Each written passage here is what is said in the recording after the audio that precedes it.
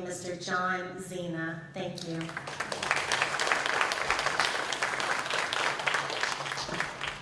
Good afternoon, everyone. It is my pleasure to welcome you to the United States Department of Energy's Memphis Town Hall. Again, I'm John Zena. I'm the director of the city's Division of Planning and Development. On behalf of City Mayor Jen Strickland and Shelby County Mayor Lee Harris, I have the privilege of opening today's event by reflecting on how important the U.S. Department of Energy has been on our initiatives locally to advance sustainability.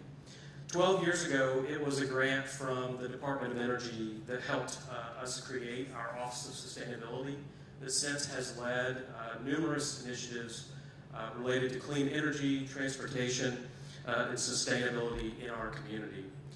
3 years ago, it was also a Department of Energy research grant that allowed us to purchase our first electric vehicles in Shelby County's fleet, EV chargers on Shelby County facilities, and led to the region's first green fleet ordinance that mandates conversion to green vehicles in our county's fleet over the next 10 years. We look forward to continuing our work and to continuing our partnership with the Department of Energy. And today, learning more about opportunities that are available to do that through the Bipartisan Infrastructure Law, through the Inflation Reduction Act, and other opportunities made available through the Department of Energy. It's my honor to be here to be able to introduce the Secretary of the U.S. Department of Energy, Secretary Jennifer Granholm. Secretary Granholm, welcome to Memphis. Appreciate it. Thank you so much. Thank you, Tiffany, so much as well for giving us, our team, the opportunity to really experience the museum as well. I feel, it's not lost on me that we're convening on a day where the Supreme Court has just made a decision that struck down affirmative action. And my boss, the president, has put out a statement that still is encouraging institutions of higher learning to take into account the full experiences of people who are applying if they have experienced discrimination, if they come from disadvantaged communities, because we know that you don't get the best outcomes if you don't have a fulsome array of inputs, if you will. If you don't have a diverse team, you will not have good outcomes. And study after study has shown that. That is true in a learning environment as well. So thank you for the tour. I'm sure you here have seen this fantastic museum and a fantastic holding of the memory of Dr. King and what he was about.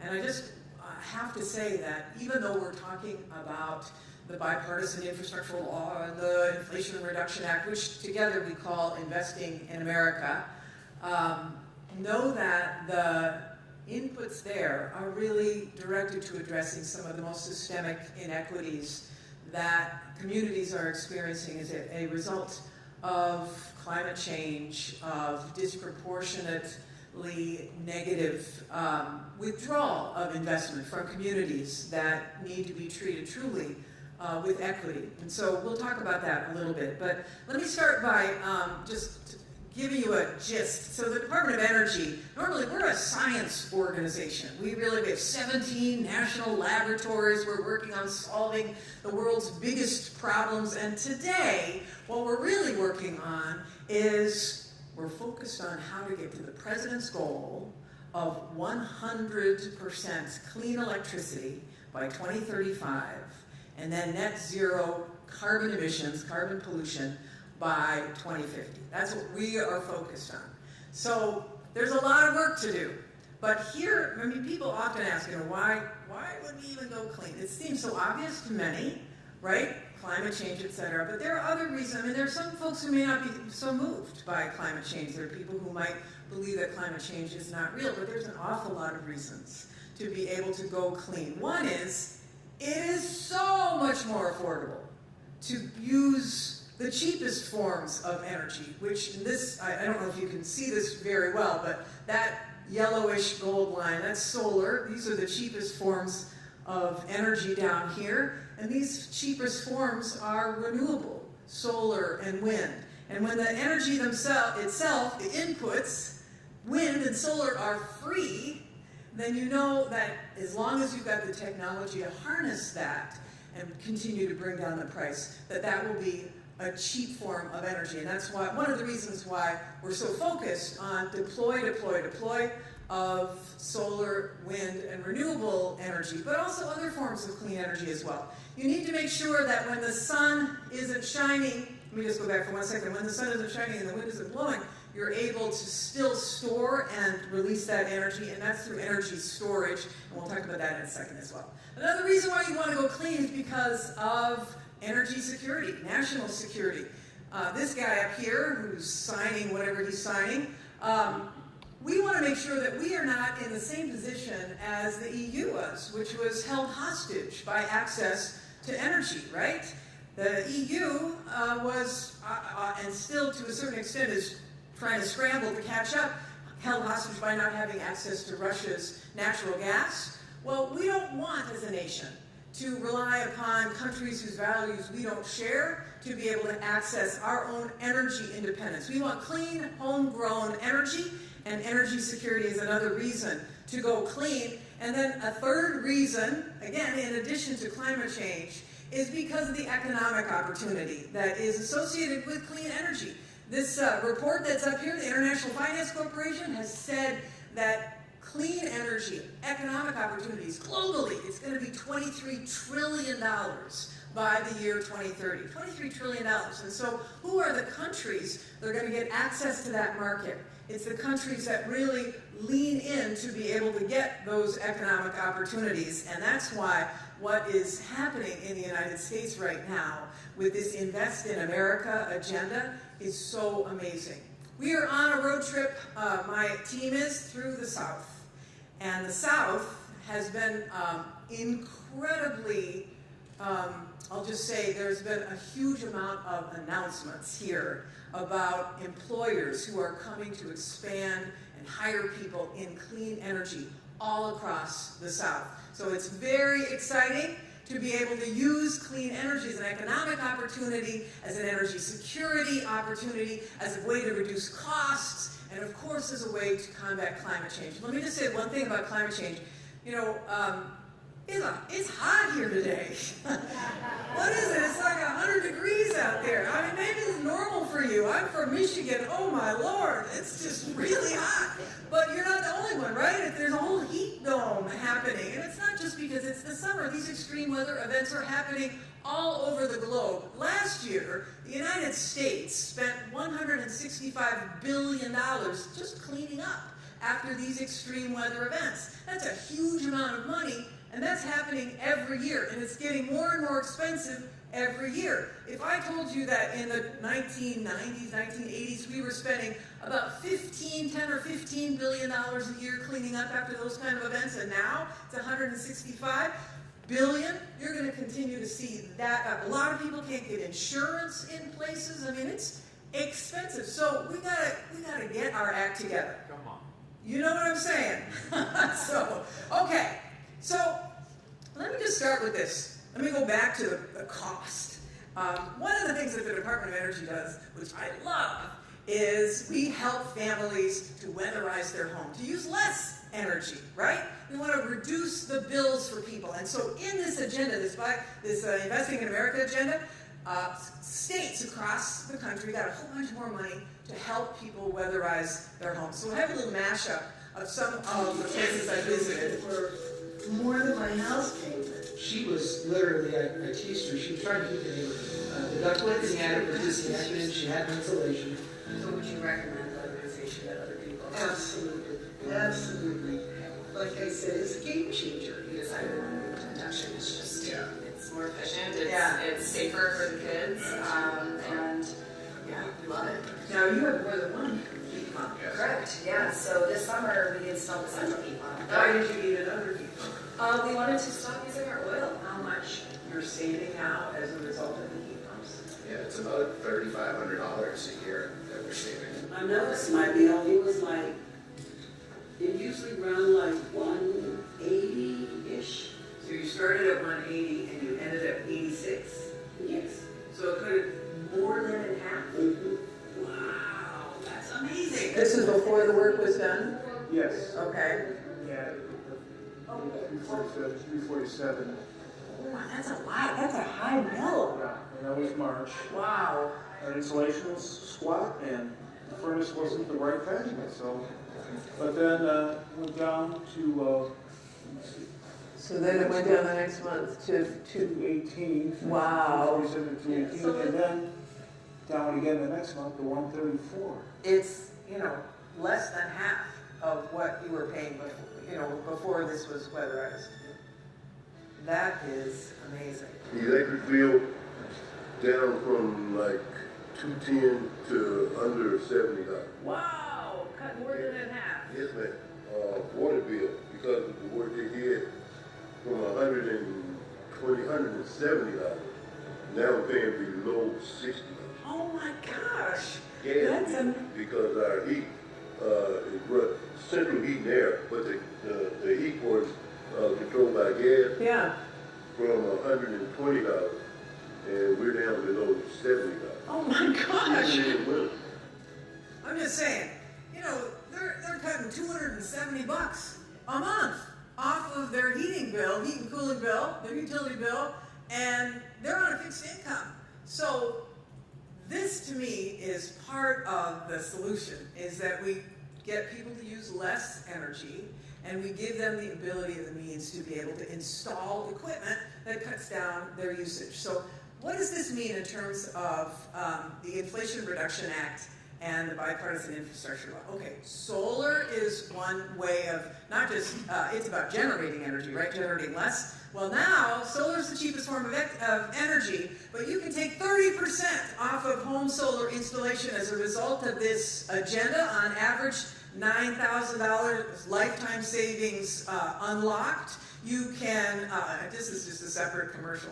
I love the fact that DOE is always trying to figure out ways to do things better, science-wise, et cetera. And so we're looking about ways to, how do you bend solar panels? How do you embed them in building materials? How do you embed them in glass so that you can have, for example, solar shingles that look just like shingles rather than the solar panels, siding or shingles that you can't really tell the difference of glass that actually generates solar glass panes that do that. In fact, Patagonia last year, at the end of last year, said that they were just going to put solar generating windows in all of their headquarters because they see building integrated solar as a way of generating. But the bottom line is, back to the Inflation Reduction Act, when the sun doesn't shine, you want to be able to store. Again, the Investing in America agenda gives people 30% off the cost of battery storage in people's homes to give them that incentive to do that.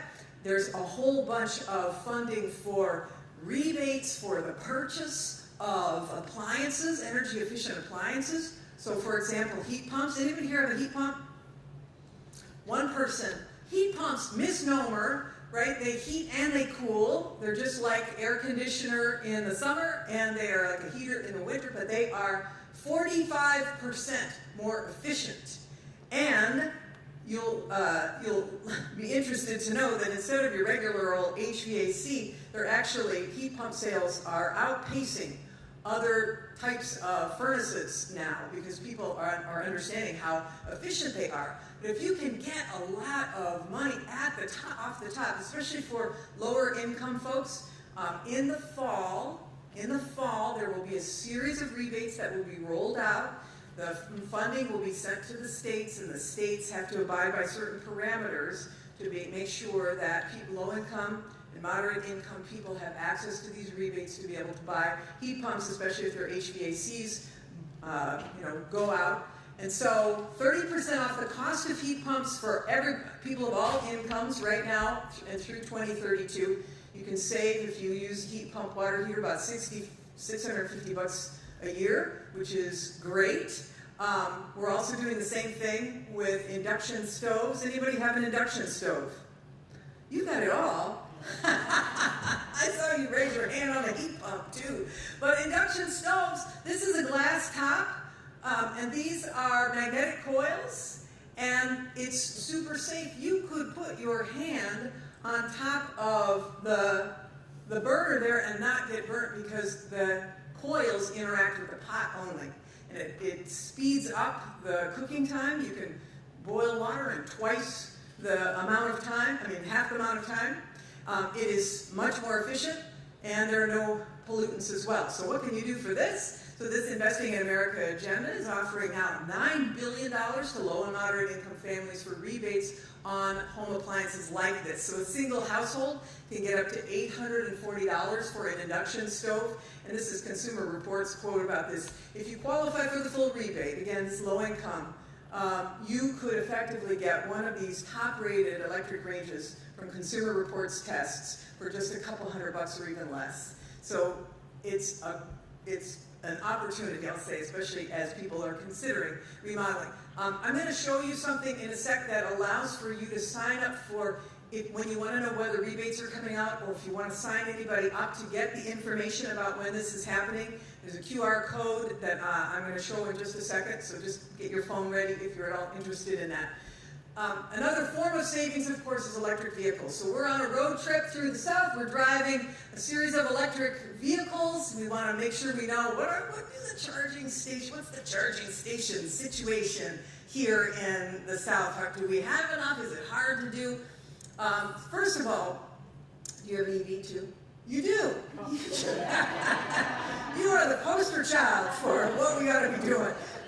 So, when you last filled up your car, if you have an internal combustion engine, what did you pay to fill up? 70? You got a big one, right? $70, because actually the price of gas here is not as high as it is in many other places, but so $70. $40. You know what it would cost you to fill up, essentially, to charge at home for the same amount of distance? It would cost you about $14. So on average, people will save $40 for every fill up. And if you got a bigger car, obviously more savings. And so if you fill up every other week, that's about $900 a year. If you fill up every week, obviously it's a lot more than that for an electric vehicle. $600 a year saved on top of that on maintenance, because there's so many fewer moving parts for an electric vehicle. Now, people say, they're so expensive, who can afford an electric vehicle, right? I pulled up some of these models here to show you, especially these lower ones, like the Chevy Bolt. They start $28,000, $33,000, $27,000, which is comparable to a lot of new cars now, about the same size. But here's the kicker, is that with this agenda that the president has, the Investing in America agenda, you get $7,500 off at the dealership. So now you're financing about a $20,000 car if it's made in America. And so these are examples of some of the cars that are made in America. You can find out more about which cars are made in America. Some of them, there's $3,700 off because the car may be made in America, but the battery may not be. And so you get the full tax credit if it's fully made in America, half the tax credit if it's partially made in America. But the bottom line is, you go to doe.gov/save, you can see the cars that are coming online that are eligible for this tax credit that you can finance, which, as I say, becomes a lot more cheaper. And then if you get a used electric vehicle, you can get $4,000 off at the dealership. So trying to bring down the costs and trying to incentivize the building of these vehicles in the United States. All of that is part of this agenda. If you add it all up, $2,000 off a heat pump, $7,500 off a solar install, $7,500 off an EV, $750 off if you had a heat pump water heater, $840 off of induction stove. That's $18,000 saved for low and moderate income people. That's pretty good. And then on top of that, you save because they're all more efficient. So $3,000 a year in efficiency. So pretty good, right? I mean, come on. Yes. So this is the QR code. If you want to take a picture of that, it'll just ask you if you want updates. This is from the DOE. We're not going to spam you or anything like that. It just is going to give you the straight scoop about when these rebates, etc., are available if you want to take a picture of that and get those updates. Okay, good. You got it? You don't need any more. Okay, so then, This part is all about what's happening in the South. This is, and across the country, but it's super exciting because we are interested in making it all in America. So I'm a former governor of Michigan, and I was governor during a time when the auto industry went bankrupt. We were on our knees. And for anybody who is from a community that manufactured stuff and saw factories leaving and communities left behind, of which communities like this are all over the country, you know how important it is to manufacture stuff and to be a strong nation. You have to manufacture things. And for years, we stood by as a nation and just said, trickle down economics, globalization, we'll allow the global market to take care of itself. We'll be okay because we're smarter than anyone. But other countries, they were not sitting back.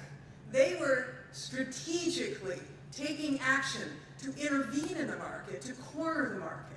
And so for us, what did that mean? It meant we lost a heck of a lot of jobs in states like Michigan and a lot of places around the country. So this is an example of a supply chain for the battery for the electric vehicle. So all of the red that you see, these are the components of the battery. You have to mine the materials, you have to process the materials, you have cell components, you have battery cells, you've got EVs. The red there is all what has been done in China, just as one example. You see that China has, and they strategically decided they wanted to be the place for the manufacturing of the battery for the electric vehicle and the electric vehicle itself. You see the blue up there is what the United States does, this little bar. And so this is where the president said, we're going to do it ourselves. We're going to sustainably extract, mine, we're going to sustainably process, we're going to make the anode, the cathode, the separator material, the electrolyte, the whole kit and caboodle of what a supply chain of a battery is for an electric vehicle. And so we are starting to bend this trend as a result of this Inflation Reduction Act and the bipartisan infrastructure law. And so the law that was signed back in January of 2021. And since then, you've seen all of these battery supply investments coming, announcements coming to the United States. When heretofore, they would likely have gone to our economic competitors. And so what does that look like? This is just stunning. I think it's stunning. You should think it's stunning too. Which is this. All of these dots are companies, since the president was elected, who said they are going to be manufacturing batteries for electric vehicles in the United States. 170 companies have said they are coming and going to be expanding their investment. That means jobs, jobs, jobs. And of course, you see what's happening over here. There is just a huge amount of investment in the southern battery belt. There's a battery belt up in Michigan area, and there is battery belt occurring in the southeast. And that is very, very exciting in terms of jobs and investments, etc., for communities. Here in Tennessee, these are an example of some of the announcements that have been made here of companies just in the past year and a half that have said they're coming because of the incentives from the Inflation Reduction Act. What are those incentives? A company comes, they get a 30% tax credit on manufacturing here. If they go to a community that is a disadvantaged community, they may get another 10% off. If they decide, for example, say somebody's a solar panel developer, and they decide they want to do a solar project in a community that has multifamily housing that's disadvantaged. So they get the 30% tax credit, they get another 20% tax credit for doing solar in a disadvantaged community. Now you're talking about a 50% tax credit. If they use domestic content, in other words, solar panels that are made in the United States, that's another 10%. So it's a 60% tax credit. It becomes irresistible to locate clean energy manufacturing in communities that have been left behind. And that's very exciting. You don't have to do it, but there's extra incentives for location decisions that help communities that have been left behind. So clean energy jobs are rising in every single state, but the fastest, the darkest, as you can see over there, is in the South. And that is something that you should be really proud of, because the future, you've got all these headlines, the South is building the most vibrant EV and battery hub in the U.S. EV market share in the Southeast doubles as industry brings home $33 billion to the region. The South fast becoming America's industrial heartland. I'm a little jealous of that because of Michigan, but anyway. And I'm going to end with this because we're going to have a conversation. This is going to go fast, and it has been going fast. So this is a picture of a city street in New York in 1900. And it's, of course, horse and carriages. And the question is, can you spot the car? The car is, of course, you can't spot it. It's just right there. But 13 years later, same streets, can you spot the horse? The horse is way over there. Point being, this is going to happen fast. We are in the middle of these tectonic plates shifting. And if you can imagine how big clean energy industries are going to be in 13 years from today, because these tax credits are lasting for at least 10 years, how much stronger our economy is going to grow, how many good paying jobs we're going to create, and where we'll lead the world. And hopefully Tennessee being right at the tip of the spear. Great to be with you. Let's have a conversation.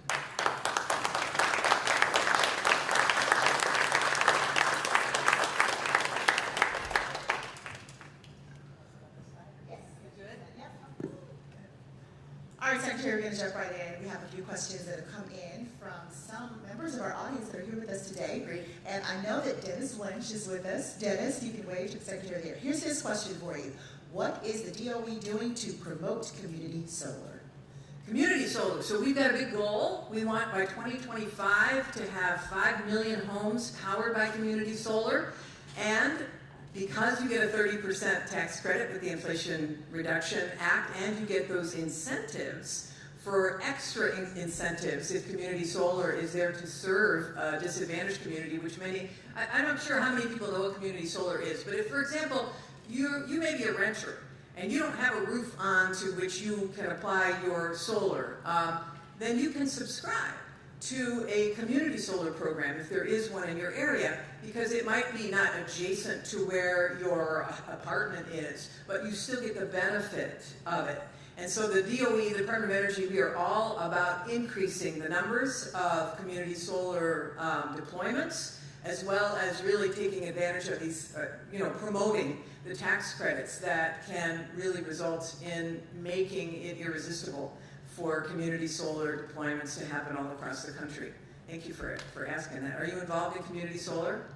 I'm involved in solar and renewable energy. You got it all. Long duration energy storage. Oh, you can come up and give this. All right, our next question, John Northington. If you're in the room, you can wave as well. John's question is, in the absence of certain state leadership, how can the department work to increase grid reliability across the country as new sources of energy are being actively deployed? So this is a great question, because the grid is obviously a huge barrier and enabler of deployment of clean energy. And right now, the Department of Energy is undertaking a couple of studies to show what should be the corridors for the grid across the country. So for example, we have to essentially, to get to that goal of 100% clean electricity by 2035, we basically have to double, maybe even triple, the capacity on our electric grid, on our nation's electric grid. That's not an easy task on the existing infrastructure that we have. So we can double the infrastructure, we can do the infrastructure in a more efficient way, but we have to make sure that we run corridors from the places where energy is generated to the places where it's used. A lot of times there's been NIMBY problems associated with siting corridors and transmission lines. And so the bipartisan infrastructure law The agenda has given us some tools, has given the Federal Energy Commission the ability to have some, what is known as backstop authority, if we determine that it's in the nation's interest to allow for a grid deployment to happen. But we're also incentivizing the build out of the grid. And so there are several tools. One of them is right now, there's a funding opportunity announcement that is out for anybody who's interested in the deployment of energy on the grid and helping to help developers to do this. We have got about $9 billion to be able to increase the capacity of the grid to make sure that it is more resilient and to increase the ability for it to be cyber secure. And so those funding opportunities are out right now. One of the things that I'm very excited about is the materials that are used on the grid that will make the grid more efficient. So in other words, if we can put what is known as advanced reconductoring materials on the grid, you can take the grid infrastructure that currently exists and just rewire it with materials that will run more energy through it. And so if you can double the capacity by using the existing infrastructure, that is one efficient way of getting more power onto the grid. So we've got to build more capacity, we have to build more lines. We're in the middle of doing this study, which will be completed in September, where developers can say, I want to be in one of these energy corridors.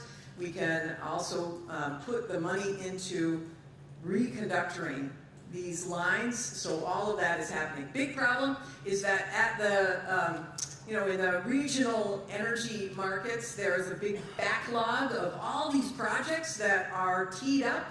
And in fact, we have to add 2,000 gigawatts of energy, and there's about 2,000 gigawatts of clean energy teed up at these interconnection queues where grid comes together. And so we're working on that as well. Unfortunately, we didn't get tools from Congress to be able to address that, but the bottom line is everyone is working on all of these issues. We sort of have to do, everything everywhere all at once to be able to get as much power onto the grid in the time that we need. Kevin Butler, are you here? Hi, Kevin. Here's Kevin's question, Secretary. How can the administration streamline the paperwork so that a small company will not require trained experts at cost to apply for the funds? So it's really ridiculous how hard it is to apply for a funding opportunity in the federal government, which is what this is about, right? So since this agenda has been passed, I can tell you the Department of Energy, I'll speak for our department, we have reorganized to create a whole undersecretary for deployment. And in that undersecretarial column is State and Community Energy Programs Office, which is focused on boots on the ground across the country to be able to help people provide technical assistance and to streamline the actual application process for small businesses and for tribes and for community organizations, because it should not take a 200-page application to apply for funding. So we've heard this. We are undertaking a full-on reorg to be able to address this. And I don't know if anybody's here from SCEP, from our team. I don't think they're here. They were here yesterday. But the bottom line is we're all about that. And if there's something in particular that you're interested in, I would ask that you give us your card on the way out so that we can help follow up with you. Alexa Wojtek, are you here? Hi, Alexa. Alexa's question, can you speak to the department's efforts to spur battery recycling? Yeah, in fact, so we have an office called the Loan Programs Office, and the Loan Programs Office has identified areas of supply chains that we have gaps in as a country. Like, what are we missing, right? And they are to fund those gaps. And one of the areas that we've been missing is the circular economy component, the recycling of batteries. Batteries have amazing critical materials in them, whether it could be cobalt, it could be lithium. We want to make sure that we are funding or at least loaning to companies that want to take advantage and start up in that circular economy. So the Loan Programs Office has funded, I think, 3 companies now on East Coast, West Coast, and in Mexico and New Mexico as well. And so that's very exciting. I've visited several two of these companies, and they take batteries not just from your vehicle, but from anything from your phones, etc. They extract the critical materials. Since the materials were processed to be able to get into that product to begin with, when they get them out of the product, they're actually clean. They go through a second cycle of being clean, so by the time they get the critical minerals from a recycling plant, they're actually cleaner than they would be in the first instance. So they've gotten a lot of offtake from the auto industry who want to then take that recycled material and turn it into batteries for the electric vehicle. So we're on it. Leah Windsor. Leah, here's Leah's question. What opportunities do you see for farmers to support the DOE? Well, so first of all, we have a goal on sustainable aviation fuel, and our bioenergy technologies office is really working to be able to have drop-in fuels, and we're working, of course, with the agricultural and refining industry. I also see that the farmers, which are the original sustainable manufacturers, if you will, can be really great partners in a whole array, not just deployment of wind, not just deployment of solar, but deployment of agrivoltaics, so that you have coexisting plants, foods, as well as solar panels, etc. The income streams, I think, when you combine them all, make it very enticing, I think, for the agricultural community. So agrivoltaics, for those of you who may not be aware, it seems like a pretty sophisticated audience, you probably know more than me, but the agrivoltaics are where you can have like solar panels combined with agriculture together and be able to grow crops. They're maybe a little bit higher up. They may be for crops that don't need 100% sunlight, but for crops that are particularly sensitive to heat and full-on light, it's a great solution to combine income streams for that. All right, Secretary, so here's what we're going to do. We have a few moments. Your fine staff has allowed us to hang out with you for a little bit longer. In this room, we have some of our elected local leaders. We also have Tennessee Senator here with us, Ramesh Agberry. I want to open up the floor since we have a few minutes, because there was a little bit of concern how this agenda is being received in the Tennessee State House. I know that was something that our station posed. So if anyone out there wants to ask a question, I'm opening the floor first to our dignitaries, and then if anyone else wants to pose a question to the Secretary, please go ahead. How is it being received? Hi, welcome. I'm Martavius Jones. I'm chairman of the Memphis City Council. The question that I have for you, I was looking at looking at the graph you had about China and their manufacturing. I was wondering if those natural resources, are they mining those in China? Where are they doing it? Are those resources that they have in their mainland, or are they doing it across the world? Largely, China does a bit of both, but it is big on processing, so it does a huge amount of the processing. If something is mined, for example, in Australia, which has great lithium resources, they will send it to China for processing and then send it back wherever. And that's true, the automakers, etc. Everybody has had their critical minerals either from China, but also sent to China for processing. So, for example, cobalt comes from the Democratic Republic of Congo, largely sent to China. So that's why, for us as a nation, we have to think about this, because we don't do as much extraction. We have a mining law that was, from the 1860s, and it's not had a good history of sustainability. And so the question is, are there best practices from other countries that do this well that we can learn from to do our own sustainable extraction? Can we friendshore some critical minerals, and then can we process in a sustainable way? And the answer is yes, we can both extract and process in a sustainable way. And so some of the Loan Program Office grants that have been given are for processing of critical minerals, but we need more, because as you saw from that list, China has a very large footprint on that. China has a very large footprint as well, and strategically on solar panels.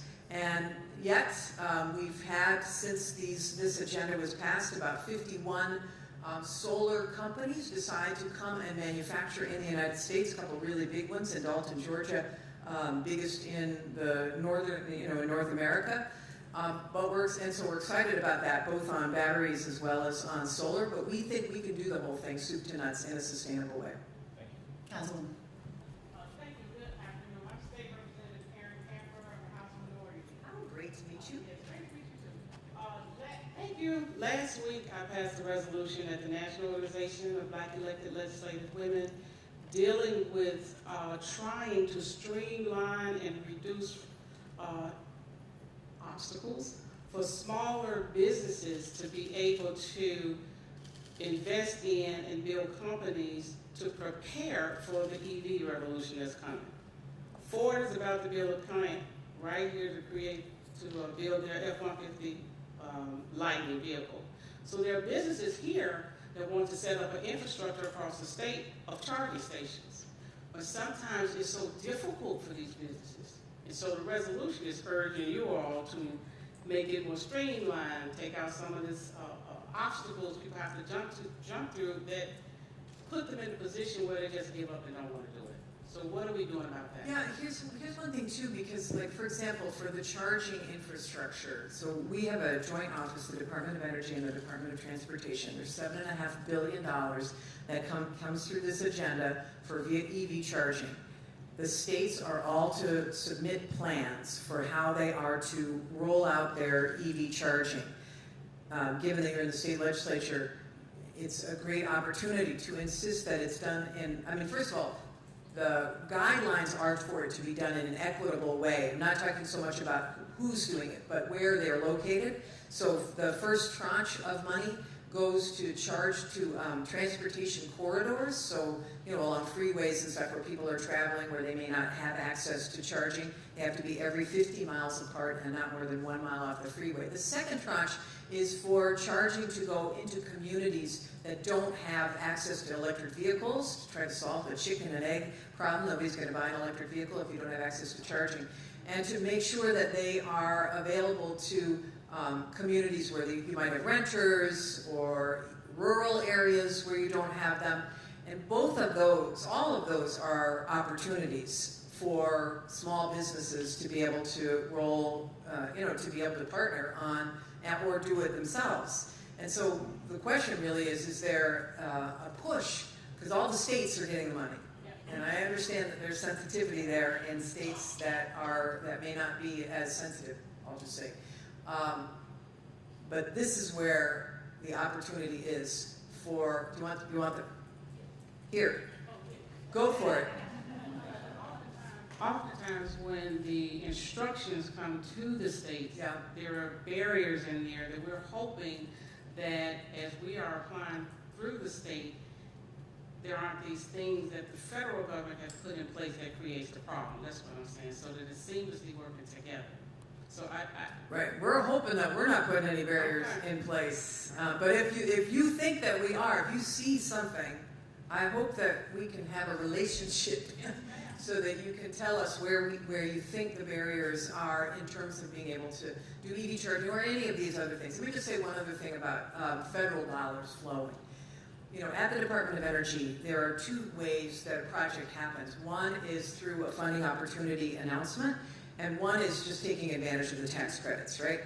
Through the funding opportunity announcements on these big projects, we are requiring that an applicant have a community benefits plan, and that the application is graded essentially. It's peer reviewed. The technology is peer reviewed, but they won't get it if they don't have a community benefits plan that is robust, where the community is at the table, where there may be a workforce development strategy, a small business partnership strategy. So just to let you know, we're trying to embed equity into the decision making about who gets these grants, in addition to hopefully having the states do the same. All right, Secretary, one final question. Senator Packard. Thank you so much. So first, to your point, how well is the push towards being energy efficient being perceived in Tennessee or received? I will say, I have not seen the state legislature move so quickly as they did to improve incentives for Ford and for the battery plant that will also be built there. So that's one. Two, I was in Norway last week, and they talked extensively about, their move while they do generate income from oil. They are really leaning in and have been for some time into clean energy. 83% of their drivers drive electric vehicles. In America, we have such a higher population. We only have 5 million people. We have 6 million in Tennessee.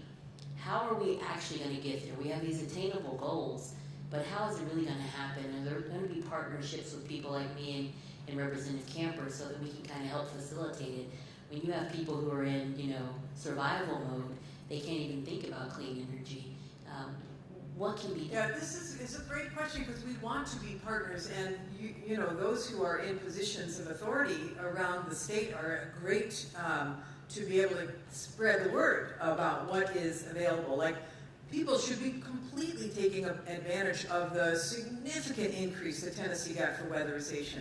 People should really understand that all of these tax credits for vehicles are available. The tax and the funding for rebates are going to be available in the fall for people who want to upgrade their systems. So this is why hopefully you can stay on our website, stay close to us so that we can give you the information, because I think we need a lot of word of mouth in addition to partnering with those who are doing public service announcements, et cetera, to let people know. One final thing I just want to say, before we came to the museum, we were at Riverview School, and Riverview just got a big grant from us, a $9.5 million grant to do weatherization, because weatherization and upgrades, because kids were looking out windows that they couldn't even see through. The quality of the windows were horrible. The HVAC was completely not working. How can kids possibly learn when they're too hot in the summer and too cold in the winter? And they also were going to use a portion of this grant to do a STEM lab inside of the school, which every school should have, but now they're going to have too. So glad to be able to bring that little bit of good news to Memphis, and I'm so grateful to you for being such a wonderful moderator. Give her a hand. Thank you so much. Thank you so much. And thank you all so very much.